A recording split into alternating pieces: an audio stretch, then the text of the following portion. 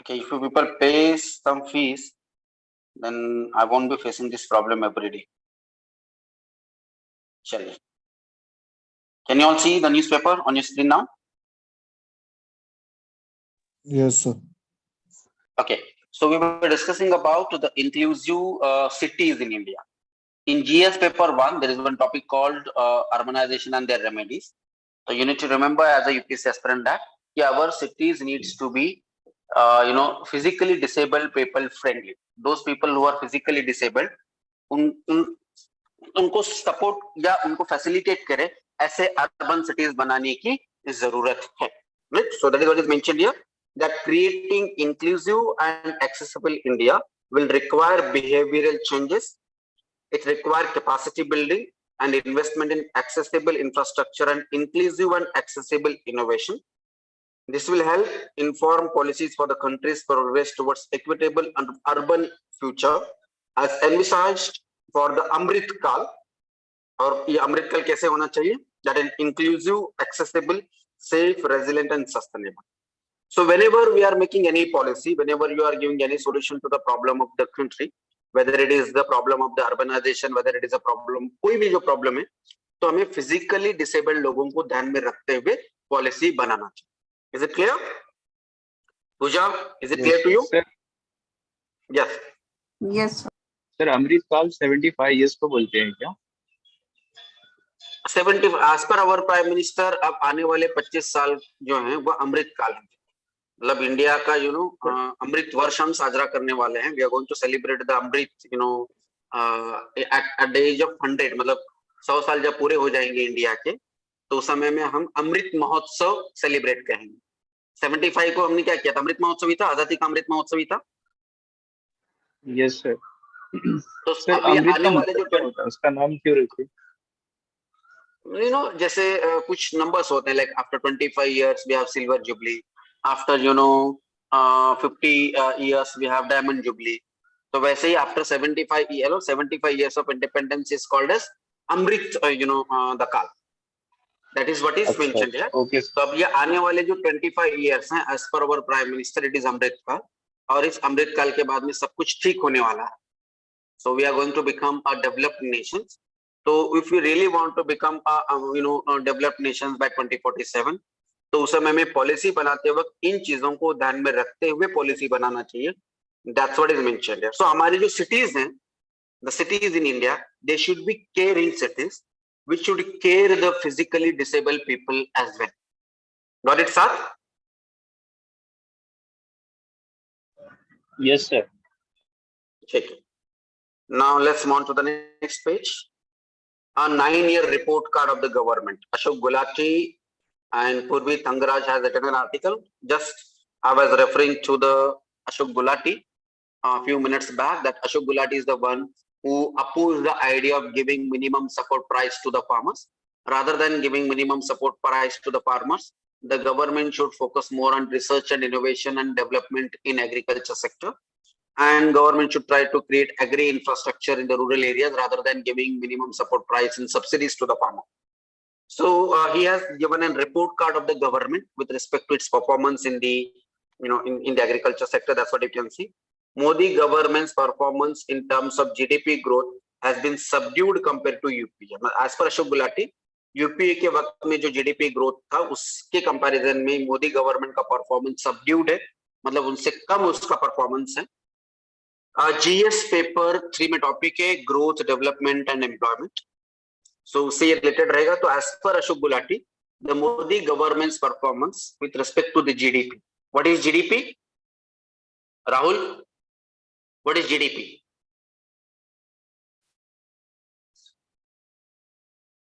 Rahul, am I audible to you? अच्छा, कोई और बताएगा what is GDP? Yes, sir. Total value of finished goods and services in a financial and within a territory, that will be called. Right. Yes. So during the UPA, the production of the goods and services were more than during the Modi tenure. मतलब last 9 साल में जितना भी goods and services का production हुआ है वो UPA government के वक्त में, मतलब जब मनमोहन सिंह प्राइम मिनिस्टर थे उस समय में जितना जीडीपी प्रोड्यूस हुआ था उससे वो कम हुआ है as per Ashok Gulati. But it has done better in taming inflation. But as per Ashok Gulati, inflation को कंट्रोल करने में उसने अच्छा काम किया मोदी गवर्नमेंट ने. Keeping agri growth respectable, agricultural growth बढ़ा है during the Modi government time. And implementing the welfare scheme को इम्प्लीमेंट करने का जो तरीका है, जो परफॉर्मेंस है, वो काफी अच्छा रहा है. That's what Ashok Gulati feels. Although the GDP growth was not as per as good as compared to the UPA, but as per Ashok Gulati, inflation has been controlled very well. They have done better in that respect. Then agricultural growth, एक respectable agricultural growth हुआ है. Then welfare scheme को implement कर बहुत अच्छे तरीके से उन्होंने implement किया. So GS paper 2 में topic है, that is welfare schemes for the marginalized section of the society and issues related to their design and implementation. So as per Ashok Gulati, implementation of the scheme was better than the UPA government. That's what they feel. So GS paper 2 में ये आपके लिए useful रहेगा. Now let's move on to the next page. Missing number. Yes, it is in GS paper 2. Welfare schemes, design and implementation. Issues related to their design and implementation. Now, next article is to find a lost child. The sheer number of the missing children is an enormous and urgent challenge. So this is related to the children's missing children. So just skip it out. No need of reading this. Yeah, this is also one of the important issue, but I don't think so that exclusively the question can be asked in this issue.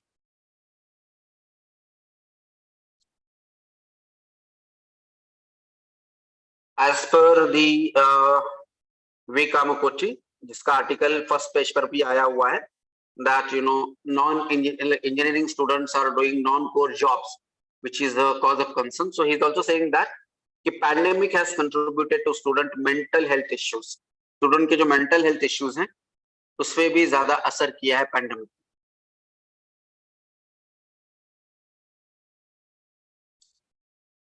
Now today's explain page is the American hand. The US paved the way for India's green revolution. India के green revolution के लिए America ने मदद किया है. Even as the Soviet Union drove its industrialization in 1950 to 1960s. मतलब 1950 to 1960 में heavy industries पे focus किया गया था. When Jawaharlal Nehru was the Prime Minister of India. In the first and second 5-year plan, the government first 5-year plan और second 5-year plan में maximum focus जो है वो हमने heavy industries पे किया था. So during that heavy industrialization, Russia has helped us. तो दो चीजें आपको ध्यान में रखना है कि इंडस्ट्रीज को सेटअप करने के लिए इंडिया में हेवी इंडस्ट्रीज को सेटअप करने के लिए रशिया ने मदद किया था और ग्रीन रिवॉल्यूशन के लिए अमेरिका ने मदद किया था. Is it clear? So 1950, 1960s heavy industries, which at that time America has helped us. And during 1970s, मतलब when Indira Gandhi was the prime minister in 1968, green revolution की शुरुआत हुई थी. तो उस समय में अमेरिका ने इंडिया को मदद किया था. So this is what is called as the American hand. So as Prime Minister Modi heads to the US, a look at the agro cooperation between the two nations. मतलब India और America in दो countries के बीच में agricultural field में क्या cooperation किया गया, that is what is explained in this page by Harish Damodar. तो जस्ट एक ब्रॉडर आपको एक अंडरस्टैंडिंग लेना है कि how America has helped India to become self sufficient, आत्मनिर्भर with respect to our food grain requirement. Is it clear? So that is what is mentioned here. The first university, first agricultural university in India, then the relationship with USA, that is what is explained here. Then the green revolution seeds, जो green revolution seeds, that is high yielding varieties. Then we have also seen how the seeds came to India. जो high yielding varieties जो थे, जिसे हम कहते हैं ना hybrid varieties of the seeds, how they came to India and why did US help to India, कि US ने इंडिया को उस समय में क्यों मदद किया था. That's what also you can come to know by reading this article. So when you read this article, you will come to know that why the USA has helped India and what kind of relations we do have with USA. Why this article has been written? Because our Prime Minister is going to visit America in few days. I think next week he is going to visit America. Is it clear? Yes, sir. Sure. Now let's move on to the next page, today's economy page. RBI allows compromise settlement with willful defaulters and fraud accounts. तो RBI ने willful defaulters और जो fraud accounts हैं उन्हें compromise settlement करने के लिए allow किया गया है. So this is also, you can say, one of the important way of sterilization of the economy or banking system in India. इस साल के prelims exam में question पूछा गया था कि which among the following is sometimes called as sterilization by RBI. ऐसा ही कोई क्वेश्चन था कि नीचे में से कौन से RBI की एक्टिविटी को स्टेरिलाइजेशन कहा जाता है, ऐसे क्वेश्चन पूछा था. So open market operation was the answer of that question. But here you can see that RBI now has allowed the banks to settle the loans which has been given to the willful defaulters and fraud account. Now, as a UPSC aspirant, you need to know what is the meaning of willful defaulters. Willful defaulters किसे कहा जाता है? Chat GPT में आज search कर लीजिए. Write it down. Who are called as willful defaulters?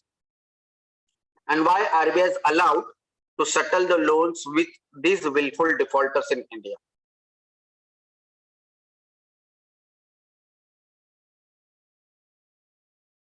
UAE has emerged as the fourth largest investor in India. Anyone knows who is the first largest investor in India? Singapore, sir. Singapore. Right. Why Singapore, Sagar? Why not America? As per data, sir, Singapore more invest in India, sir, in FDI. So what that process is called? मतलब ये जो phenomena है, you know, America को अगर India में investment करना है तो they directly don't invest in India. They do go to the Singapore, and from Singapore they do invest in India.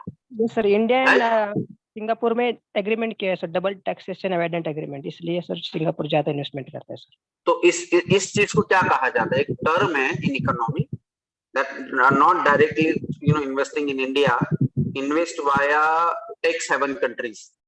तो ये जो एक्टिविटी है, इस एक्टिविटी को एक टर्म इस्तेमाल किया जाता है. Was there any question related to this in this year's prelims exam, Sagar?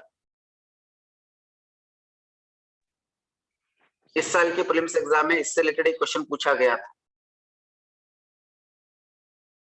This is called as round tripping. हाँ, राउंड ट्रिपिंग. राउंड ट्रिपिंग है. और इस साल के prelims exam में भी एक अलग टर्म इस्तेमाल किया गया है. You know, इवन अदानी ने जो इंडिया में जो इन्वेस्टमेंट किया 20,000 करोड़ रुपए, जो राहुल गांधी बार बार पूछते हैं कि वो 20,000 करोड़ रुपए किसके हैं, तो ये वही है. अदानी कंपनीज में जो इन्वेस्टमेंट किया गया, इंडिया में जो इन्वेस्टमेंट किया है, they have not invested directly in India, they have invested via Singapore. So Singapore is the largest investor in India. Got it? सबसे ज्यादा उसने किया. अब उसके अलावा now UAE has also emerged as the fourth largest investor in India in terms of FDI. Got it?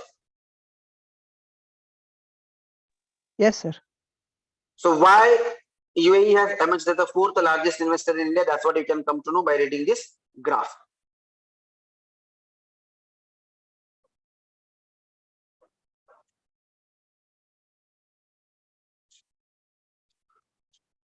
OPEC plus countries working against uncertainties and sentiment. That's what Saudi minister had said. Recently, OPEC plus countries have decided to produce more crude oil so that the supply of the crude oil should be increased. तो ये जो policy है OPEC plus country की, ये uncertainties और sentiment को create करते हैं. That's what Saudi oil minister had said.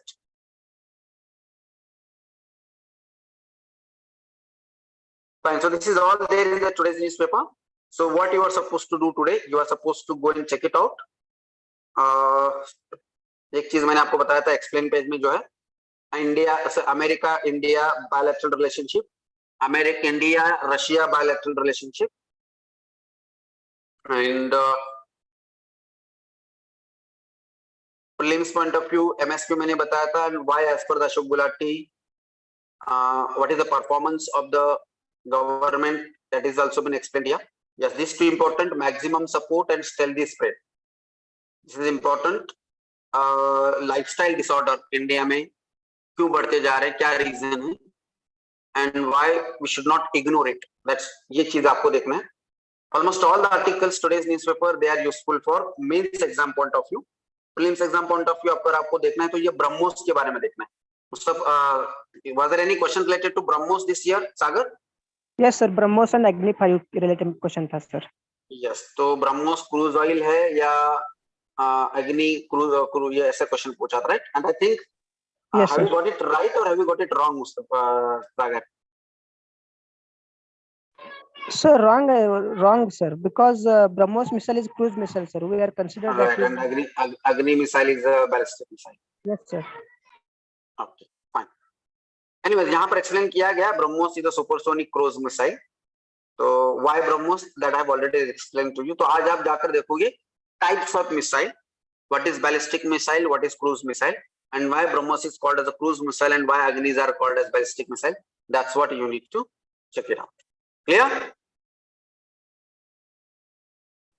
चलिए, any doubts for the today's session?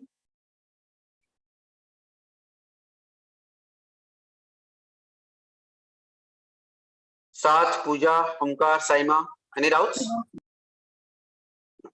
Fine. So we'll stop it here now. We'll continue in the evening as per our regular schedule. Evening, we will be continuing with the question paper discussion, which we have started in the last week. So have a good day to all of you. See you in